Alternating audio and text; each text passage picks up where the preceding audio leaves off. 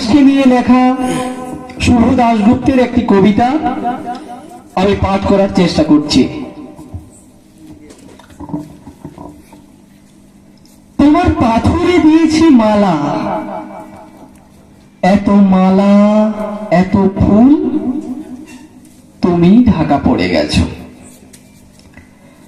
তুমি পাথর না হলে রাগ করতে। 56 বছর আগের এক মধ্য রাতে এলগিন রোডের 3 তলার ঘরে আলো জ্বলছিল। চাদর গায়ের এক ছায়ামূর্তি পাইচারি করছিল অবিরাম। বাইরে রাস্তায় ইংরেজ পুলিশের চর সতর্ক সজাগ চোখে দেখছিল। তার সব সতর্কতাকে বুদ্ধ বানিয়ে তুমি তখন অন্ধকার চিরে ছুটে চলেছ আলোর পথে। দেশের মানুষ কাক পক্ষী কেউ টের পায়নি। তুমি চলে যাবার পর 56টা শীত, বর্ষা, গ্রীষ্ম উধাও। সেই থেকে প্রত্যেক জানুয়ারিতে পৃথিবীর এপাড়া ওপাড়া সব মাটিতে তোমার অনশ্বর পায়ের ছাপ, সব রাইফেলে তোমার বুকের বারুদ, সব কুচকাওয়াজে তোমার সেনার ছন্দ। পরশ পাথরের মতো স্বাধীনতাকে খুঁজেছে তোমার অন্তরে লুকিয়ে থাকা খেপা।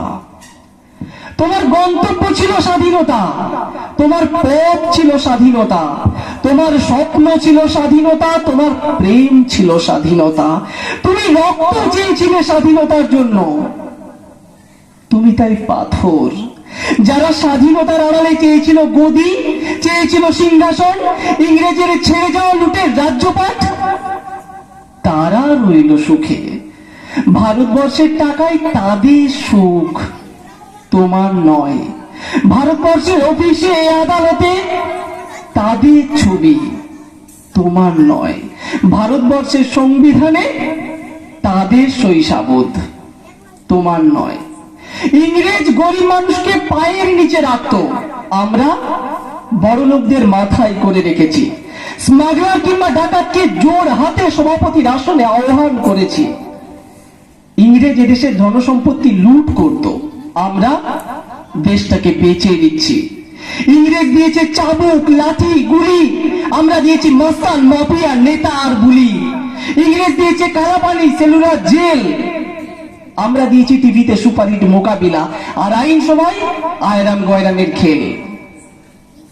56 বছর আগের এক মধ্য রাতে পরাধীন এই দেশ ছেড়ে তুমি চলে গিয়েছিলে।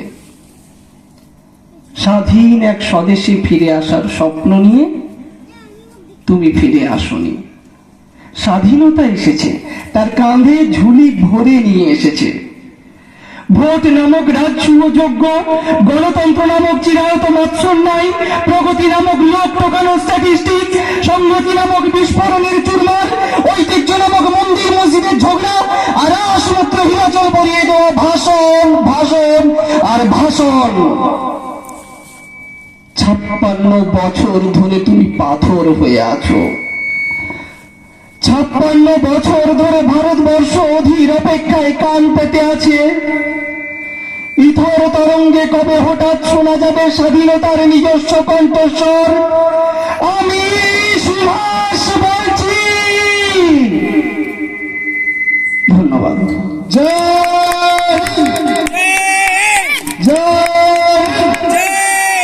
নেতাজি সুভাষচন্দ্র